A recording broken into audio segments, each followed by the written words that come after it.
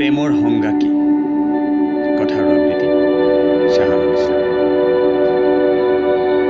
নিলিখো বুলিও লিখিলো হাজাৰ কবিতা, নাজানো এয়া প্ৰেম নে অনুভূতি। ভুলতো নকওঁ তোমাক শাল কোঁৱৰ বুলি, কাৰণ মোৰ হৃদয়ত আছে মোৰেই প্ৰতিবিম্ব। শত সহস্ৰ বাধা নেওচি আগবাঢ়িছো, লক্ষ্য কেৱল মোৰ লগত মোৰেই চিনাকি। সমালোচনাই মোক সহায় কৰে অচিনাকিৰ লগত চিনাকি কৰাৰ নতুনত্বক বিচাৰি পোৱাত।